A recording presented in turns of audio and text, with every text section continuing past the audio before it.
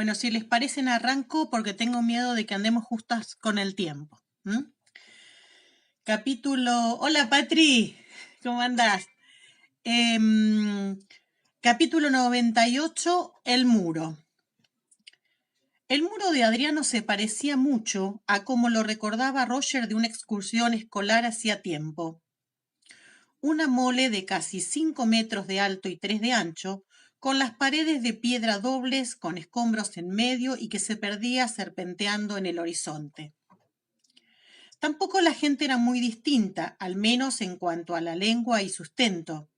Criaban vacas y cabras, y el dialecto de Northumberland, por lo visto, no había evolucionado mucho desde la época de Geoffrey Chaucer. El acento escocés de Roger y Buck suscitó miradas de recelo e incomprensión, y se vieron obligados a hacer gestos básicos y a utilizar el lenguaje de signos para conseguir comida y, de vez en cuando, alojamiento. A base de ensayo y error, Roger halló una forma aproximada de inglés medieval para decir ¿ha pasado por aquí un extraño? A juzgar por el sitio y por las miradas que le echaban a Buck y a él habría dicho que la posibilidad era remota, y así fue. 3 días caminando y era evidente que ellos eran los hombres más extraños que habría visto alguien cerca de la muralla. Seguro que un hombre con uniforme de la RAF resultaría más peculiar incluso que nosotros, ¿no? Le comentó Buck. Seguro, repuso con lógica si lo seguía llevando. Roger gruñó decepcionado. No se había planteado la posibilidad de que Jerry se hubiese quitado el uniforme a propósito, o se lo hubiese quitado el primero que se encontró con él. El cuarto día, el muro en sí había sufrido una sorprendente transformación, pues ya no era de piedra y escombros, sino de turba amontonada. Se cruzaron con un hombre que llevaba la cazadora de aviador de Jerry Mackenzie. El hombre se hallaba en la linde de un sembrado a medio arar, mirando a lo lejos con gesto adusto, al parecer sin nada en la cabeza salvo el pelo. Roger se quedó helado, con la mano en el brazo de Buck obligando a que mirara. Dios mío, musitó Buck al tiempo que cogía la mano de Roger. No me lo creía. Es esa, ¿no? Se volvió hacia Roger con las cejas enarcadas. Quiero decir, tal y como lo describiste. Sí. Roger notó una opresión en la garganta, de nervios y miedo. Pero solo se podía hacer una cosa, pasara lo que pasase, y soltando la mano de Buck, echó a andar por la hierba seca y las piedras hacia el agricultor, si se trataba de él. El hombre los oyó aproximarse y se volvió como si tal cosa. Pero nada más verlos, se puso tieso y miró a su alrededor con cara de loco, en busca de ayuda. ¡Evis! Gritó, o eso creyó Roger. Al volver la cabeza, Roger vio los muros de piedra de una casa empotrada en la muralla. Levanta las manos, sugirió Roger a Buck mientras él hacía lo propio, con las palmas hacia afuera, para demostrar que no suponían ninguna amenaza. Avanzaron despacio con las manos en alto, y el hombre se mantuvo firme, aunque los observaba como si pudieran estallar si se acercaban demasiado. Roger le sonrió y le clavó un codo a Buck en las costillas para que lo imitara. «Buenos días», saludó de forma clara. «¿Ha pasado por aquí un extraño?» Se señaló la capa y después la cazadora del aviador. El corazón le latía con fuerza. Tenía ganas de derribar al hombre y quitarle la cazadora, pero no serviría de nada. «No», se apresuró a responder él, conforme retrocedía y hacía el bajo de la cazadora. «Largo de aquí». «No queremos hacerte daño, Memo», dijo Buck en su tono más conciliador, y movió la mano en el aire de manera tranquilizadora. «¿Conoce a ese hombre?», preguntó en una lengua extraña. «¿Qué demonios es eso?», inquirió Roger con disimulo. «¿Nórdico antiguo?» «No lo sé, pero se lo oí una vez a uno de las Órcadas». «¿Y a ti te parece que sea de las Órcadas?» No, pero si tú lo entiendes, quizás también lo entienda él, ¿verdad? No, repitió el hombre y gritó de nuevo, ¡Evis! Y empezó a alejarse de ellos. Espera, pidió Roger. Mira, se metió las manos deprisa en el bolsillo y sacó el paquetito encerado con las chapas de identificación de su padre. Extrajo las chapas y las dejó colgando en el glacial aire. ¿Ves? ¿Dónde está el hombre que las llevaba? El agricultor, con los ojos fuera de las órbitas, dio media vuelta y echó a correr con torpeza, mientras los chanclos lo hacían moverse con dificultad por el desnivelado campo y gritaba «¡Evis! ¡Ayuda!» y otras cosas menos comprensibles. ¿Queremos esperar a que aparezca Evis?, preguntó Buck. Se movía inquieto. Puede que no sea amable. Queremos, sí, afirmó Roger. La sangre se le acumulaba en el pecho y en el rostro y flexionaba las manos con nerviosismo. Cerca, estaban tan cerca, y sin embargo, pasó del regocijo al pánico y vuelta atrás en cuestión de segundos. No se le había escapado que bien podría ser que a Jerry Mackenzie lo hubiesen matado por esa cazadora, posibilidad esta que parecía mucho más probable en vista de la precipitada huida de su interlocutor. El hombre había desaparecido en un abrigadero de arbolillos al otro lado de los cuales se veían algunos chamizos. Tal vez Evi fuera ganadero o lechero. Entonces empezaron los ladridos. Buck se volvió a mirar a Roger. ¿Será Evis? ¡Santo Dios! Un perro marrón, enorme, cabezón, fornido, con una mandíbula ancha y dentuda a juego. Salió a galope de entre los árboles, directo a ellos. Su dueño cerraba la marcha con una pala. Arrancaron a correr como si les fuera la vida en ello. Daban vueltas a la casa con Evis pisándole los talones pidiendo sangre. El amplio terraplén verde de la muralla se materializó frente a Roger, que de un salto clavó la puntera de las botas en la turba e inició el ascenso sirviéndose de los dedos, las rodillas, los codos y probablemente también los dientes. Una vez arriba, fue hasta el otro lado y bajó rodando por el otro extremo, hasta que aterrizó con un ruido sordo, desagradable. Pugnaba por coger aire cuando Bob le cayó encima. ¡Mierda!, se limitó a exclamar su antepasado al tiempo que se le quitaba de encima. ¡Vamos! Levantó a Roger y siguieron corriendo, mientras el agricultor los maldecía a voz en grito desde lo alto del muro. Se refugiaron al socaire de un peñasco, a unos centenares de metros más allá de la muralla, y allí se desplomaron jadeantes. El emperador Adriano sabía puñeteramente bien lo que se hacía, consiguió decir Roger. Boca asintió, enjugándose el sudor de la cara. No era muy hospitalario, comentó, y sacudió la cabeza y cogió aire. ¿Y ahora qué? Roger hizo un gesto en el aire para indicar que necesitaba oxígeno antes de poder pensar, y ambos permanecieron sentados en silencio un rato, respirando. Roger trataba de ser lógico, pero la adrenalina no dejaba de interferir en sus procesos mentales. 1. Jerry Mackenzie había estado allí. Eso era casi seguro. No era nada probable que hubiese dos viajeros desplazados con sendas cazadoras de la RAF. 2. No se encontraba allí en ese momento. ¿Se podía deducir eso sin temor a equivocarse? No, concluyó Roger a regañadientes. No se podía. Quizás le había cambiado la cazadora al dueño de Evis por comida o alguna otra cosa, en cuyo caso tal vez hubiera seguido su camino. Pero si ese era el caso, ¿por qué no lo había dicho sin más el agricultor en lugar de mandarles el perro? Y se había robado la cazadora, o Jerry estaba muerto y enterrado en algún lugar cercano. La idea hizo que a Roger se le revolviera el estómago y se le erizara el vello de la mandíbula.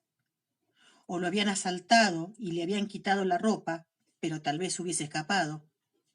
Bien, si Jerry estaba allí, había muerto. Y, si era así, la única manera de averiguarlo era someter al perro y sacarle la información a palos al dueño. No se sentía con muchas ganas en ese momento. No está aquí, aseguró Roger con voz ronca. Aún respiraba fuerte, pero de manera compasada. Bob lo miró deprisa, aunque después asintió. Tenía una mancha alargada verde sucio en la mejilla, el musgo de la muralla que se hacía eco del verde de sus ojos. Bien. ¿Y ahora qué? A Roger se le estaba enfriando el sudor en el cuello. Se lo limpió como si nada en la punta de la bufanda, que sin saber cómo había logrado salvar la muralla con él. Tengo una idea. Dada la reacción de nuestro amigo, señaló hacia la casa de labranza, invisible tras la mole verde del muro, se me ocurre que quizás preguntar por un extraño no sea lo más sensato. Pero, ¿qué hay de las piedras? Puck lo miró con cara de no entender nada. ¿Las piedras? Sí, el círculo de piedras. Jerry viajó, eso lo sabemos. ¿Qué probabilidad hay de que viniera por un círculo? Y de ser así, tal vez no haya muchos tan lejos. Y la gente no se sentiría amenazada, creo yo, si dos memos preguntaran por unas piedras. Si encontramos el sitio por el que tal vez llegara, podemos empezar desde allí y preguntar en los sitios más próximos a las piedras. Con tiento. Bob tamporeó con los dedos sobre la rodilla, sopesando la idea y asintió. No creo que unas piedras nos muerdan el culo. Muy bien, pues, adelante. Capítulo 99. Radar. Y nos vamos al 9 de diciembre de 1980 en Boston. Jem estaba nervioso. Tanto su madre como el tío Joe intentaban actuar como si todo fuera normal. Pero incluso Mandy sabía que tramaban algo. Se revolvía en el asiento trasero del Cadillac del tío Joe como si tuviera avispas en el trasero. Tiraba de la chaqueta y se la ponía en la cabeza, de manera que sus rizos negros sobresalían por el cuello como si se estuviera derramando algo. «Estate quieta», le dijo su hermano, pero no esperaba que lo hiciera, y no lo hizo. El tío Joe conducía y su madre llevaba un mapa abierto en el regazo. «¿Qué estás haciendo, Mandy?», preguntó distraídamente su madre. Señalaba cosas en el mapa con un lápiz. Mandy se soltó el cinturón y se puso de rodillas. Había sacado los brazos de la chaqueta, de modo que las mangas de punto quedaron colgando, y ahora su cara asomaba por el cuello. «Soy un puspo», afirmó, y se sacudió para que los brazos de la chaqueta bailotearan. Jen, a pesar de todo, se rió, y su madre también, aunque le pidió que se volviera a sentar bien. «Pulpo», corrigió a la niña, «y ponte el cinturón ahora mismo». «El pulpo es un octópodo. Octo significa 8 en latín», añadió. «Los pulpos tienen 8 patas, o puede que brazos». «Tú solo tienes 4», le dijo Jen a Mandy. «¿Entonces es un tetrápodo, mamá?» «Puede», pero su madre se había vuelto a centrar en el mapa. «¿El parque Conmont te parece?», le preguntó al tío Joe. «Mide casi 500 metros en el eje más largo, y podríamos bajar al Public Garden, sí». «Sí, buena idea. Os dejaré a ti y a Jen en Park Street, iré por Bacon hasta el extremo del Common y daré la vuelta». Hacía frío, estaba nublado, y había algunos copos de nieve suspendidos en el aire. Jem recordaba el Boston Common y se alegraba de volver a verlo, incluso con los árboles sin hojas y la hierba marrón y seca. Todavía había gente, siempre la había, y sus gorros de invierno y las bufandas eran alegres, todos de distintos colores. El vehículo se detuvo en Park Street, enfrente de los tranvías turísticos que paraban cada 20 minutos. Una vez su padre los había subido a todos a uno, de los naranja, con los laterales abiertos. Entonces era verano. «¿Tiene las manoplas, cariño?» Su madre ya estaba en la acera mirando por la ventanilla. «Tú te quedas con el tío Joe, Mandy. Solo serán unos minutos». Jen se bajó y permaneció con su madre en la acera, poniéndose las manoplas mientras veían cómo se alejaba el Cadillac gris. «Cierra los ojos, Jem», pidió su madre en voz baja, y lo agarró de la mano y se le estrujó. «Dime si sientes a Mandy en tu cabeza». «Claro. Quiero decir, sí, está ahí». Antes de lo del túnel y el tren, no pensaba en Mandy como en una lucecita roja, pero ahora sí.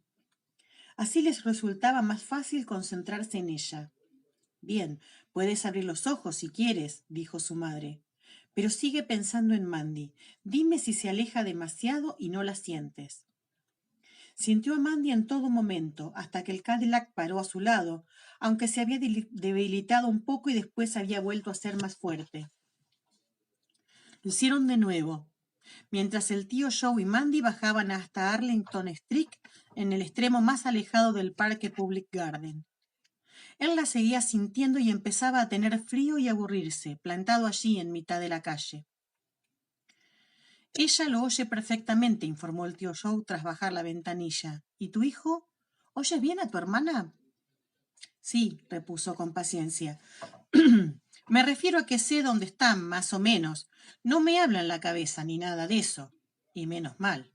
No le gustaría tener a Mandy parloteando todo el tiempo en su cabeza ni tampoco escuchando sus pensamientos. La miró ceñudo. Lo cierto era que no se había parado a pensar en eso. ¿Tú no oyes lo que pienso, no?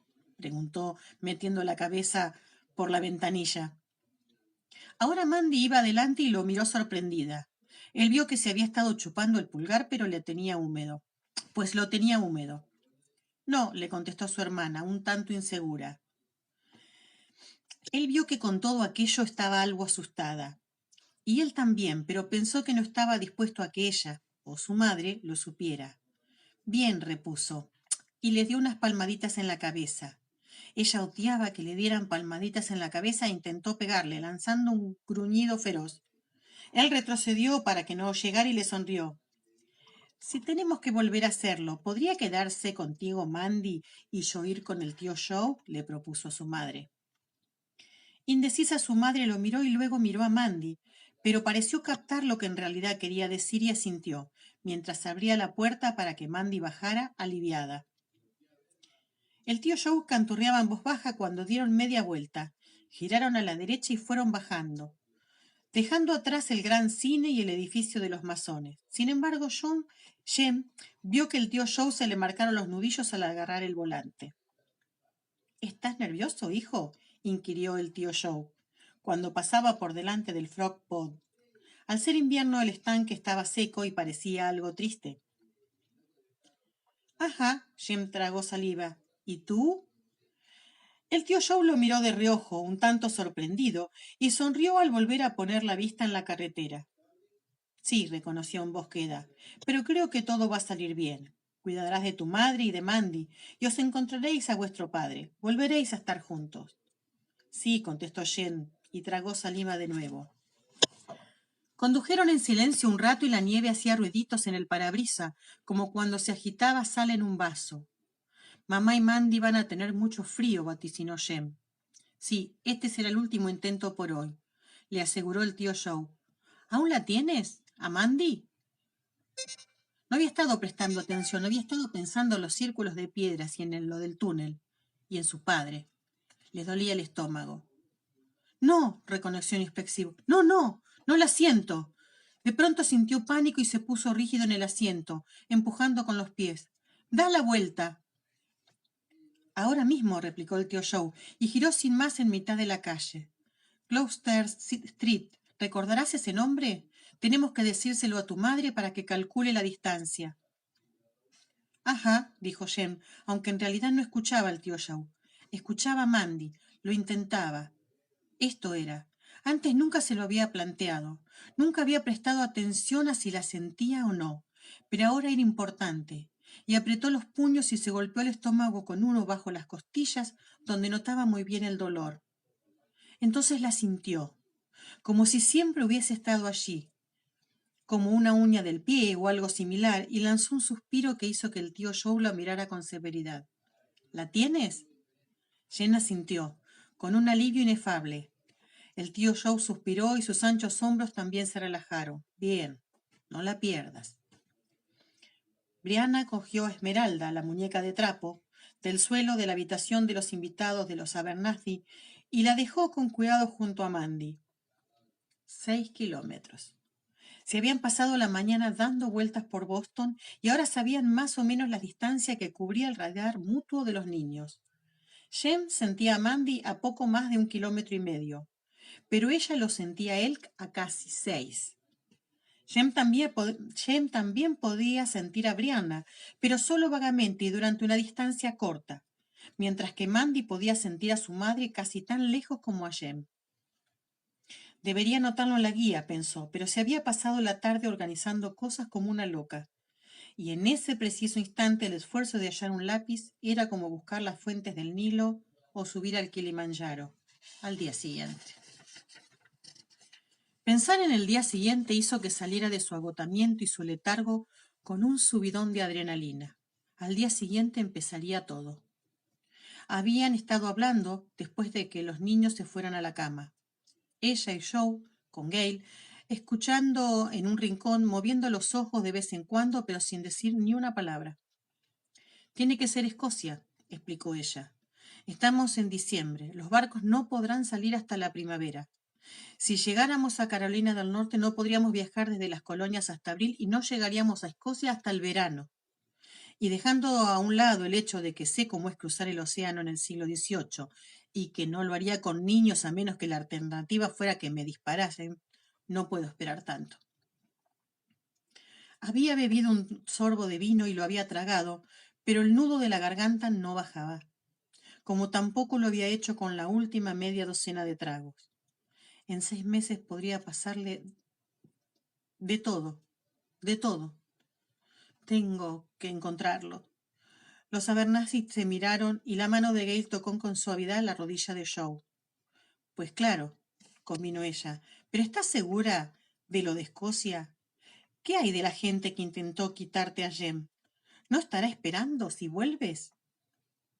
Bree se rió con una risa temblorosa, pero risa al fin y al cabo. Otro motivo para ir cuanto antes, adujo ella. En el siglo XVIII podré dejar de mirar a mi espalda. No habrás visto a nadie, empezó Joe ceñudo, pero ella cabeció. No, no en California, ni aquí, pero sigo alerta. También había tomado otras precauciones, cosas que recordaba de las breves, aunque discretas, memorias de su padre sobre su experiencia en la Segunda Guerra Mundial, pero no hacía falta ahondar en ellas. ¿Y tienes alguna idea de cómo mantener a salvo a los niños en Escocia? Gail estaba sentada en el borde de la silla, inquieta, como si quisiera levantarse de un salto para ir a ver cómo estaban los niños. Brianna conocía esa sensación. Suspiró y se quitó un mechón de pelo del ojo. Hay 2 personas, no, 3 allí, que creo que son de fiar. ¿Crees? Repitió Joe, escéptico. Las únicas personas de las que sé que me puedo fiar están delante de mí, se limitó a decir, y levantó la copa hacia ellos. Joe desvió la mirada y carraspeó. Después miró de reojo a Gale, que le hizo una señal afirmativa. Iremos contigo, declaró con firmeza volviéndose hacia Bree. Gale se ocupará de los niños y yo me aseguraré de que nadie te moleste hasta que decidas marcharte.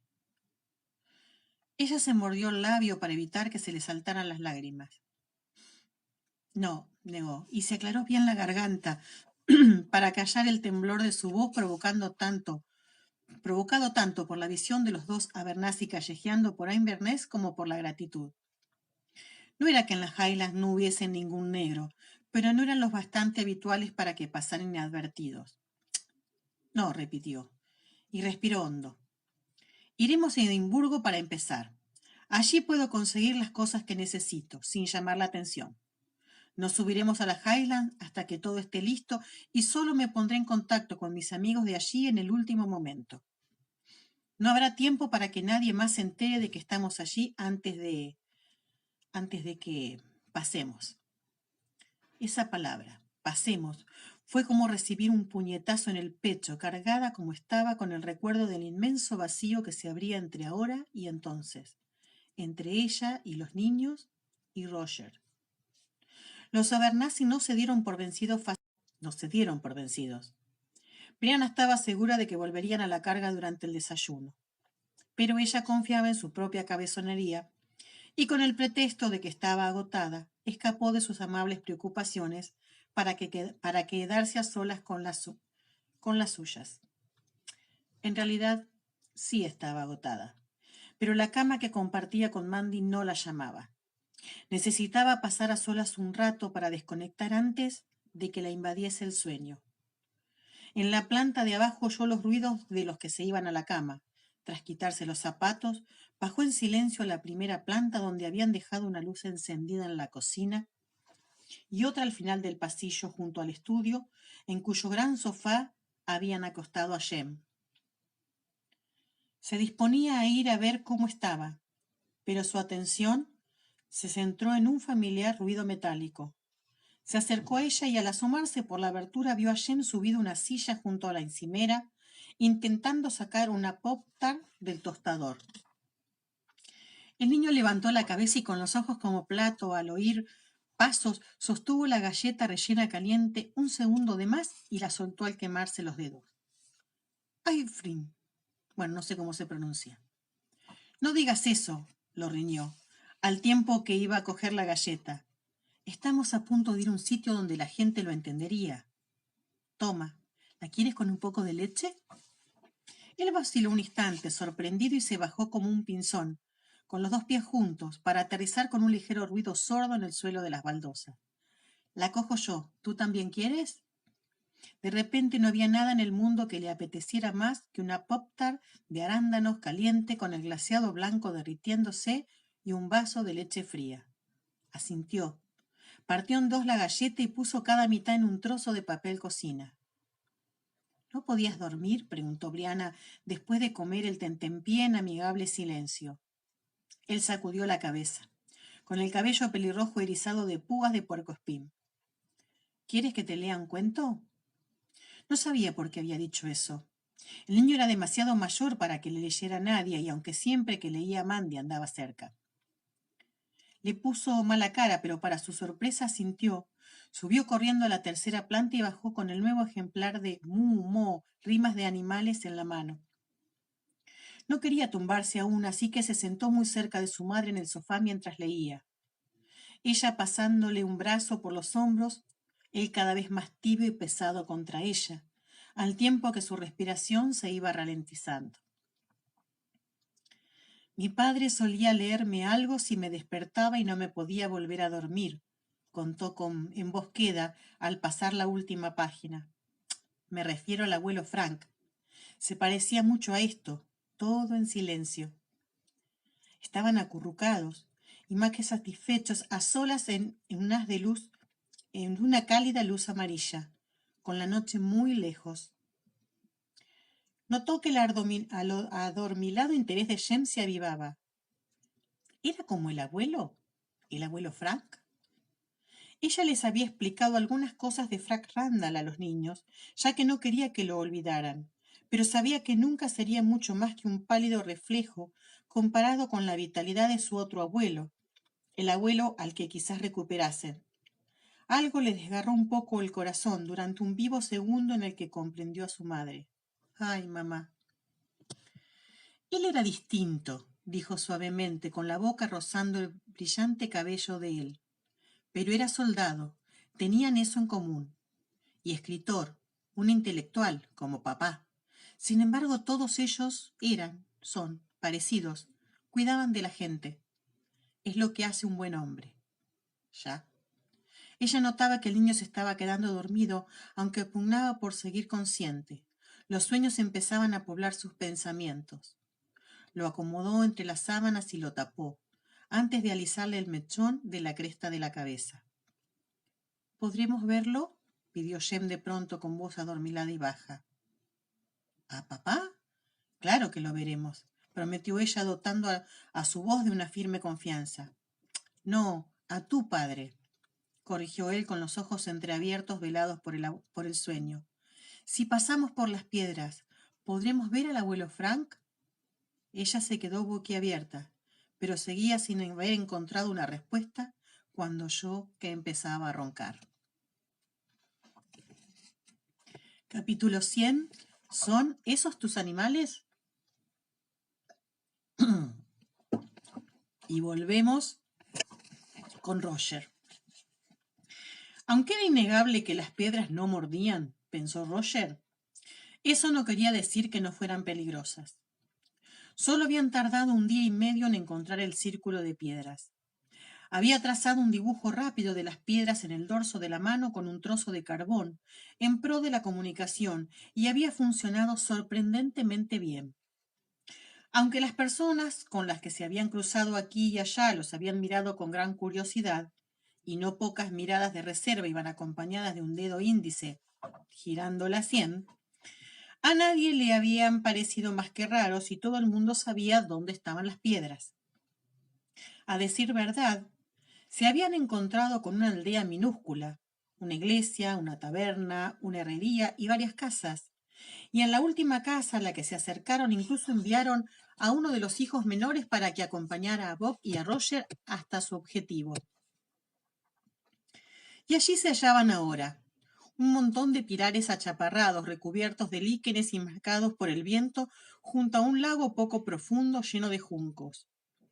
Eternos, inofensivos, parte del paisaje, y verlos hizo que a Roger lo invadiese un miedo tal que empezó a temblar como si estuviese allí desnudo frente al viento. ¿Los oyes? Musitó entre dientes Bob con la vista clavada en las piedras. No, repuso Roger. ¿Y tú? Espero que no. Pero Bob se estremeció de pronto como si algo hubiera caminado sobre su tumba.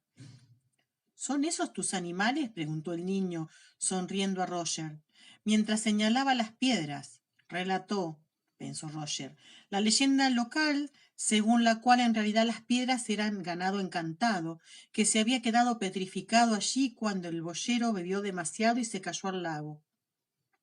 Es verdad, les aseguró el chico con solemnidad, al tiempo que se persignaba. El señor Hatfield ha encontrado el látigo. ¿Cuándo? Preguntó Bob con aspereza. ¿Y dónde vive el señor Hatfield? Una semana antes, quizás dos, explicó el muchacho, haciendo un gesto con la mano que indicaba que la fecha no era importante. Y él los acompañaría a casas del señor Hatfield si querían verlo. A pesar del nombre, el señor Hatfield era el zapatero del pueblo, un joven menudo de cabello claro. Hablaba el mismo dialecto incomprensible de Northumbria, pero con algún esfuerzo y la servicial intervención del muchacho, cuyo nombre dijo era Riley, le hicieron saber su deseo. Y Hatfield sacó con amabilidad el látigo mágico de debajo del mostrador y lo dejó con cuidado delante de ellos. ¡Santo Dios! Exclamó Roger al verlo y mirando a Hatfield con una ceja enarcada para pedir permiso, tocó con delicadeza la correa. Se trataba de una correa hecha a máquina, curva, de unos 8 centímetros de ancho y 5 de largo. La tirante superficie brillaba incluso con la tenue luz de la zapatería. Era parte del arnés de un aviador de la RAF, así que habían llegado a las piedras adecuadas. Sin embargo, tras preguntar con tiento al señor Hatfield, no sacaron nada más de utilidad. Había encontrado el látigo mágico en las aguas poco profundas del lago, moviéndose a un lado y a otro entre los juncos, pero no había visto nada más que le llamara la atención. No obstante, Roger se percató de que Riley se estremecía ligeramente cuando el señor Hatfield dijo eso, y en cuanto salieron de la casa del zapatero, se detuvo en las afueras del pueblo con la mano en el bolsillo. Gracias, señor Riley, dijo, y sacó una ancha moneda de 2 peniques que hizo que al niño se le iluminara el rostro. Roger le puso la moneda en la palma a Radley, pero cuando el muchacho hizo ademán de marcharse, le apoyó la mano en el brazo. Una cosa más, señor Riley, comentó, y tras mirar de reojo a Buck, extrajo las chapas de identificación. Riley dio una sacudida y la redonda cara palideció. Buck hizo un ruidito de satisfacción y cogió a Riley por el otro brazo. Háblanos del hombre, sugirió Buck con amabilidad. Puede que no te parta el cuello. Roger miró enojado a Buck, pero la amenaza surtió efecto. Riley tragó como si se hubiese comido una seta entera, pero después empezó a hablar. Entre el dialecto y la angustia del muchacho llevó algún tiempo reconstruir la historia, pero al final Roger estaba bastante seguro de que habían captado lo esencial. Suéltalo, pidió, al tiempo que también soltaba a Radley. Se metió la mano en el bolsillo y sacó otro penique de cobre que ofreció al muchacho. Riley se debatía entre el miedo y el atropello, pero tras un instante de vacilación cogió el penique y se marchó, volviendo la cabeza mientras corría. Se lo contará a su familia, observó Bock. Será mejor que nos demos prisa. Sí, pero no por eso. Está anocheciendo. El sol se hallaba muy bajo, era una cinta brillante de luz amarilla a los pies de un frío cielo ocre. Vamos, tenemos que continuar mientras podamos. Por lo que Roger había podido seguir de la historia de Riley, el hombre que iba vestido de forma rara, unos dijeron que era un hada, otros pensaron que provenía del norte, aunque no se sabía si con eso se referían a que era escocés, noruego u otra cosa, tuvo la mala suerte de presentarse en una granja a 3 o 4 kilómetros de Las Piedras, donde fue atacado por sus moradores de un clan antisocial llamado Watt. Los Watt le quitaron al hombre todo cuanto creyeron que tenía algún valor, lo molieron a palos y lo tiraron por un barranco. Uno de los Watt se jactó de ello ante un boyero que pasaba, que mencionó al extraño en el pueblo. Naturalmente el pueblo se interesó, pero no lo bastante como para salir en busca del tipo. Cuando Hatfield el zapatero encontró aquella correa rara, los rumores comenzaron a extenderse con rapidez. El nerviosismo aumentó esa misma tarde, cuando uno de los vaqueros del señor Quarton fue a la aldea para que la abuela Racket le abriera un forúnculo y reveló que un forastero, que hablaba una lengua incomprensible, había intentado robar una empanada del alféizar de la señora Quarton y lo habían encerrado mientras el señor Quarton decidía qué hacer con él. ¿Qué le podía hacer?, había preguntado Roger. Riley había adelantado los labios de manera portentosa y había meneado la cabeza. Puede que lo maten, aventuró, o que le corten la mano. El señor Quarton no aprueba el robo. Y eso, aparte de unas vagas instrucciones con respecto a la ubicación de la granja de los Quarton, había sido todo. A este lado del muro, a unos 3 kilómetros al oeste y un poco al sur, debajo de un cerro y siguiendo el arroyo, recapituló Roger con gravedad alargando la zancada. Si logramos encontrar el arroyo antes de que haya anochecido del todo, ya. Bock se situó a su lado mientras se dirigían hacia donde habían dejado los caballos. ¿Crees que Quarton tendrá perro? Todo el mundo aquí tiene perro. Por Dios. Capítulo 101. Una única oportunidad. No había luna. Sin duda algo bueno, si bien tenía sus desventajas. La casa y las construcciones adyacentes se hallaban sumidas en tal oscuridad que no habrían sabido que estaban allí de no haberlas visto antes que la luz desapareciera. Sin embargo, esperaron a que la oscuridad fuera total y a que se hubiese apagado la tenue luz de la vela que ardía en el interior de la casa, y después, como otra media hora, para asegurarse de que los moradores y sus perros estaban profundamente dormidos. Roger llevaba la lámpara, pero con la portezuela aún cerrada, y Bock tropezó con algo que había en el suelo. Gritó asustado y cayó de bruces sobre él. Algo en cuestión, era un gran ganso dormido, que dejó escapar un graznido de temor bastante más sonoro que el grito de Bock, y de inmediato comenzó a abrir el pico y a mover las alas. A lo lejos se oyó un fuerte ladrido inquisidor. ¡Calla!, silbó Roger, que acudió en ayuda de su antepasado. Vas a despertar a los muertos, por no hablar de los de la casa. Tapó con la capa al ganso, que se cayó y empezó a dar vueltas, desconcertado. Era un bulto móvil de tela oscura. Roger se llevó una mano a la boca, pero no pudo evitar soltar un bufido. Muy bonito, musitó Bock al tiempo que se levantaba. Si crees que voy a ir por la capa, estás listo. No tardará mucho en quitársela de encima, susurró Roger. No le hace falta. Mientras tanto, ¿dónde demonios crees que lo tienen? En algún sitio donde haya una puerta que se pueda atrancar. Bock se frotó las manos sacudiéndose la tierra. Pero no lo tendrían en la casa, ¿verdad? No es muy grande. No lo era. Podrían caber 16 granjas como esas en Lallybroch, pensó Roger, y sintió una repentina punzada de dolor al recordar Lallybroch cuando él fuese su dueño. Sin embargo, Bock tenía razón. No podía haber más de 2 habitaciones y quizás un desván para los niños. Y dado que los vecinos pensaban que Jerry, si se trataba de él, era un forastero, en el mejor de los casos, y un ladrón, o un ser sobrenatural, en el peor, no era probable que los Quarton lo tuvieran en su casa. ¿Has visto una cuadra antes de que se fuera la luz?, susurró Bob pasando al gaélico. Se había puesto de puntillas, como si eso lo ayudara a ver más allá de la oscuridad y escudriñar a las tinieblas. Una vez sus ojos se acostumbraron a la oscuridad, Roger, como mínimo, logró distinguir la forma achaparrada de las construcciones de la pequeña granja. Un granero, un corral de cabras, un gallinero, la silueta desaliñada de un almear. No, respondió Roger en el mismo idioma. El ganso se había librado de la prenda y se había alejado, graznando contrariada. Él se agachó a coger la capa. Es un sitio pequeño. No creo que tengan más de un buey o una mula para arar, si acaso. Pero huele a animales. ¿Tú crees que será estiércol? Vacas, contestó Bob mientras se encaminaba de pronto hacia una estructura de piedra cuadrada. El establo. Tendrá una tranca para cerrar la puerta. Así era, y la tranca descansaba en sus soportes.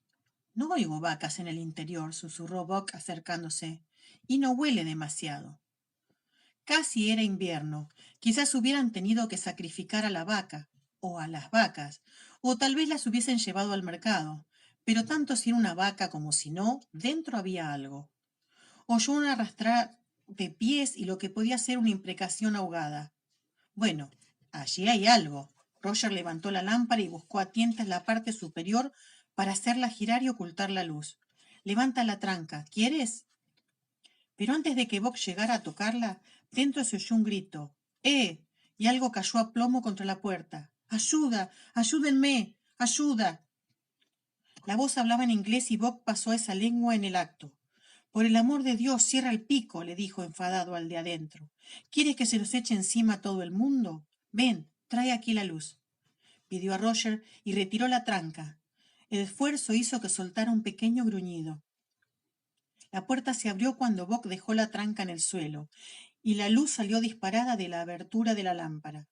Un joven de constitución delgada y cabello rubio lacio, del mismo color que el de Bob, pensó Roger, los miró parpadeando, deslumbrado por la luz, y cerró los ojos. Roger y Bob se miraron un instante y después de común acuerdo se metieron en el establo. Es él, pensó Roger. Es él, sé que es él. Dios mío, es tan joven, casi un niño. Por extraño que pudiera parecer, no sintió un entusiasmo vertiginoso. Era una sensación de serena certidumbre, como si el mundo se hubiera enderezado de pronto y todo encajara. Alargó el brazo y lo tocó con delicadeza en el hombro. ¿Cómo te llamas?, inquirió en voz baja en inglés. Mackenzie, contestó el joven, al tiempo que cuadraba los hombros al erguirse, con la angulosa mandíbula marcada hacia afuera. Teniente, Real, Fuerza Aérea. Número de identificación.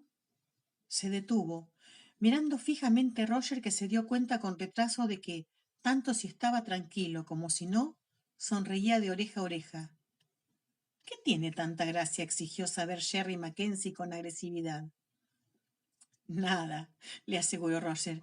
Es solo que me alegro de verte, es todo. Sintió opresión en la garganta y tuvo que toser. ¿Llevas mucho tiempo aquí? No, solo unas horas. Supongo que no llevaréis nada de comer encima, ¿verdad? Miró esperanzado a un hombre y al otro. Algo tenemos, replicó Bob. Pero no es el momento de pararse a comer, ¿no?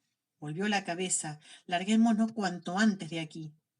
Deberíamos irnos, sí, pero Roger lo dijo por decir, incapaz de dejar de mirar a Jerry Mackenzie de la RAF, 22 años de edad.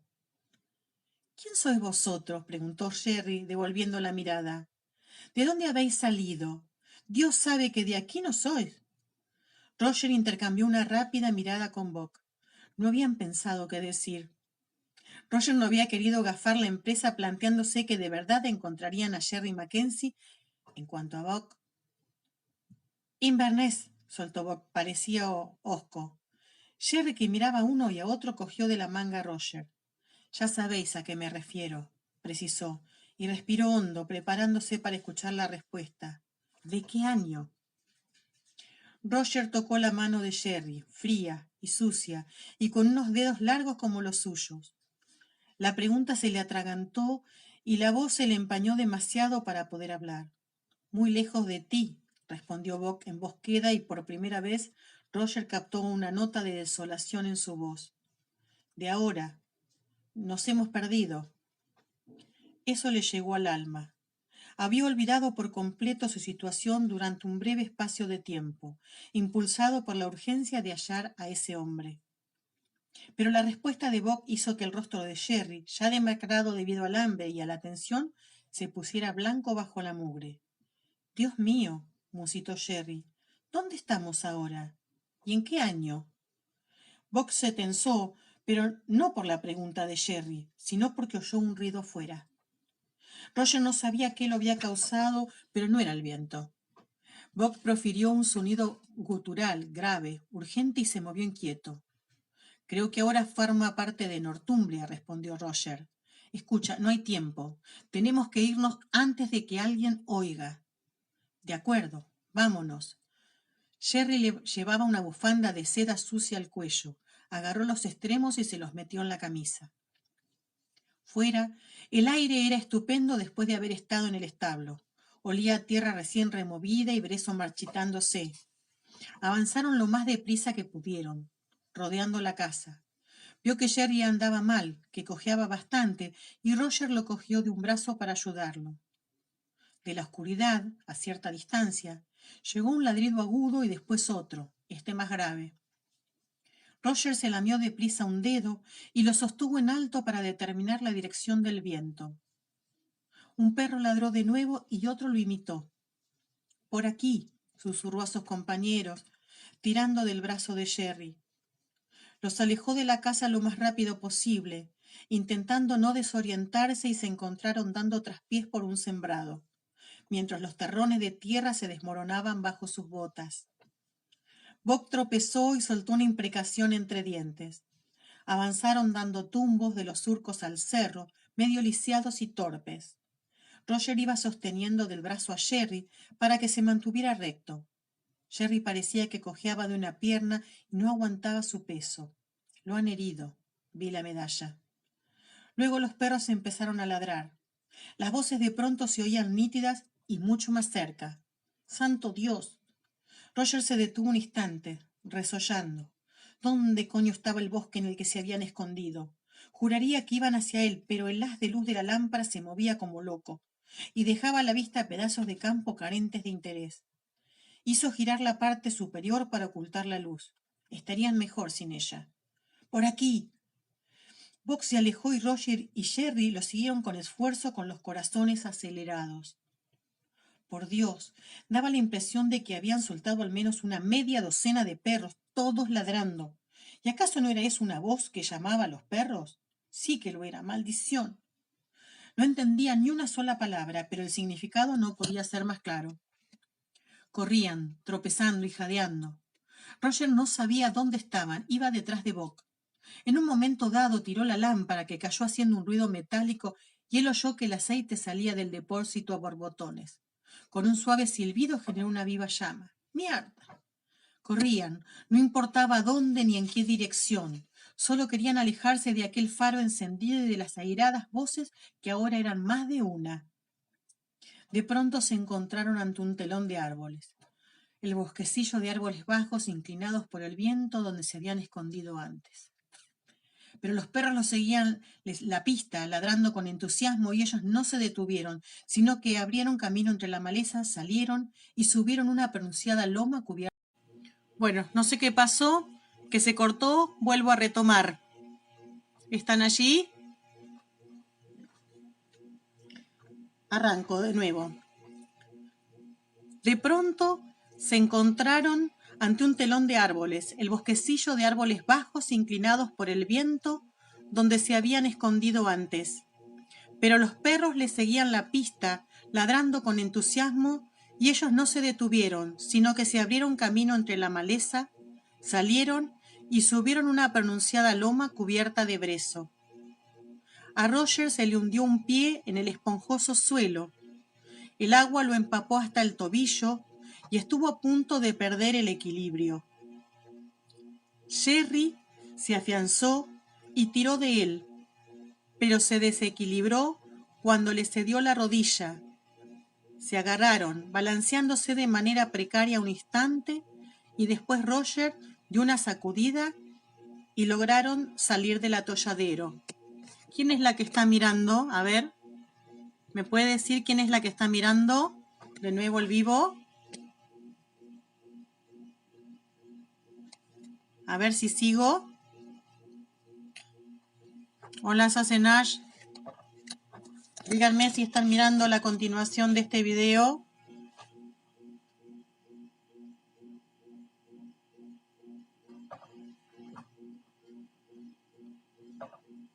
No sé por qué se cortó la anterior.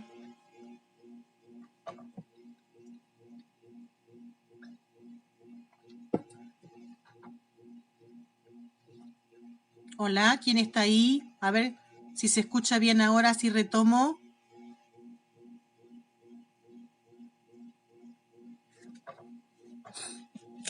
¿Quién está mirando?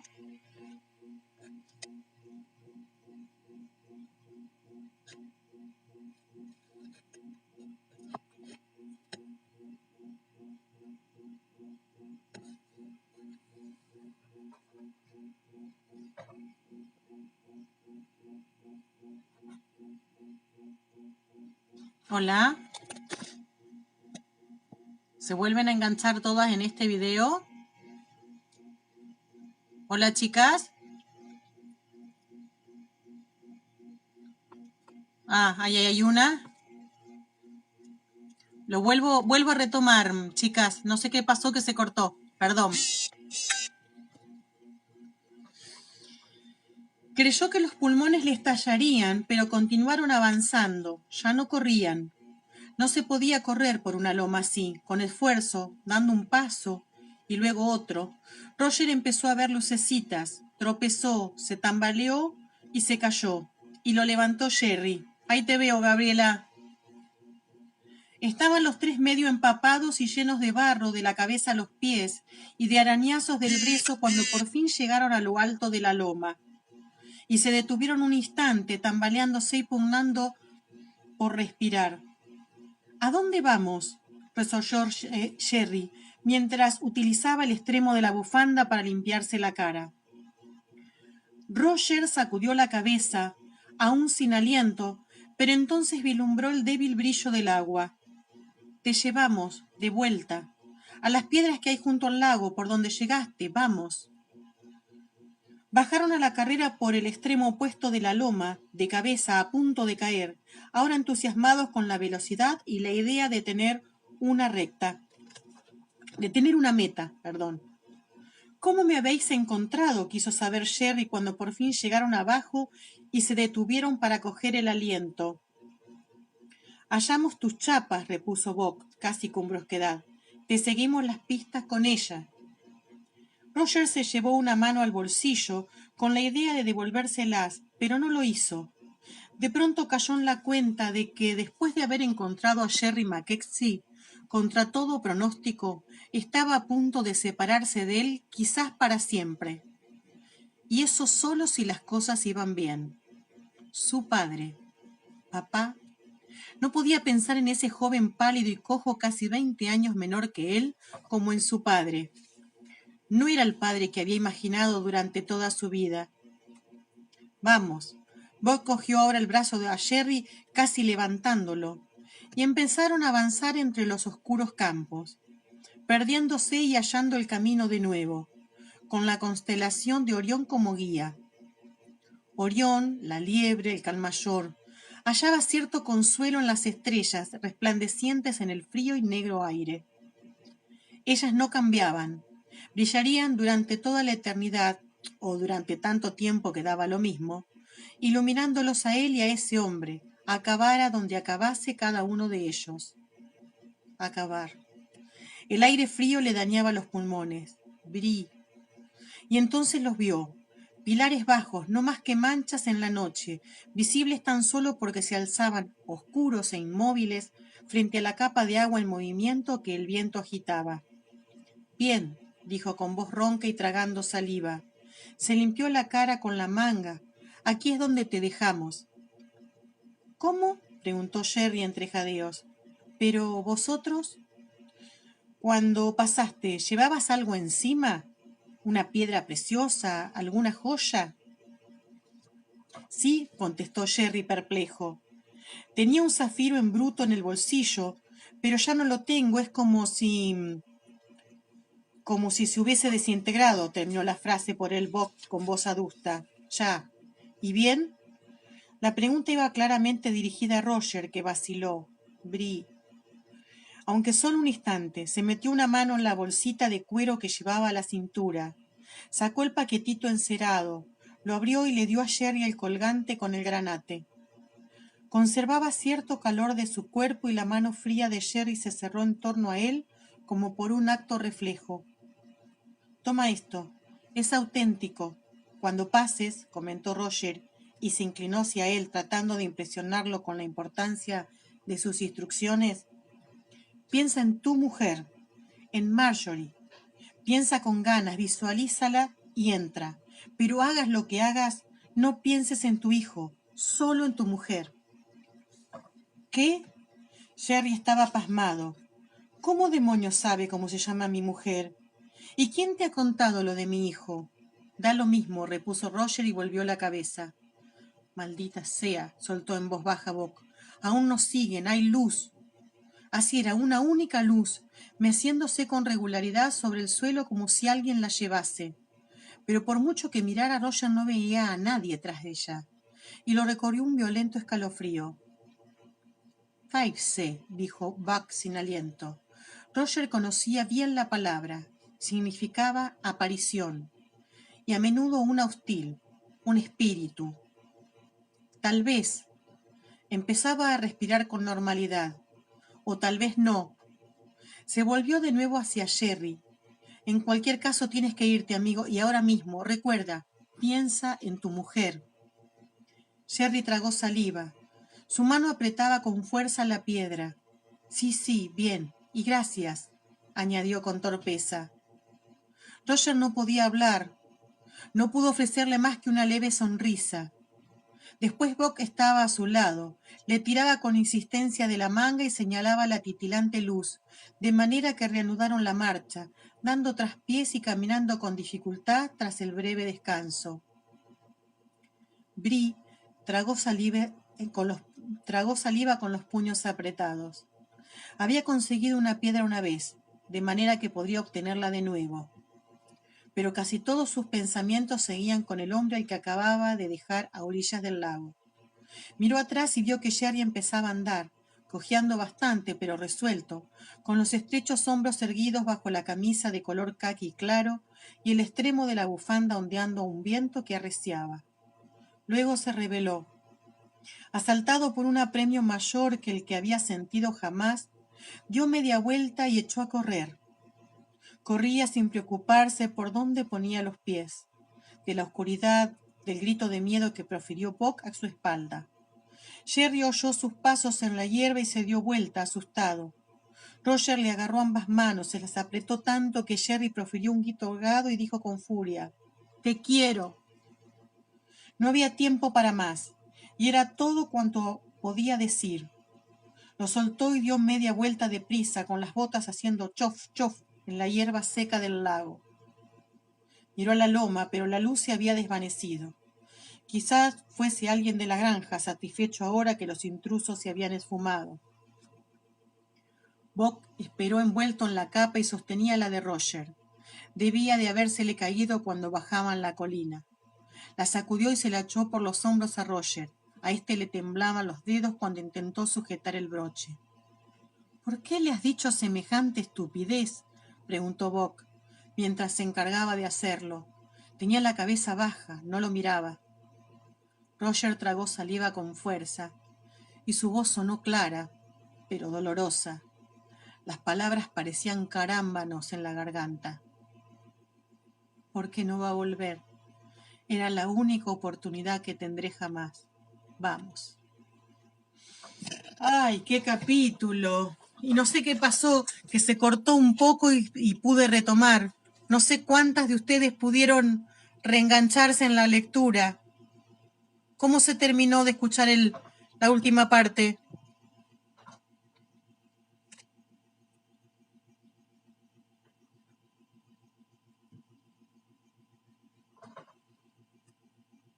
¿Llegaron conmigo hasta el final?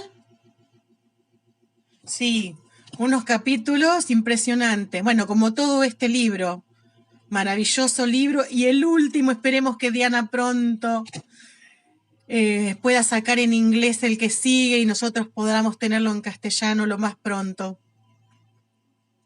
Bueno, muchas gracias por escuchar, por estar ahí y por ser parte de este grupo. Y prometo la próxima vez que vaya a Buenos Aires, aviso con tiempito y nos conocemos personalmente.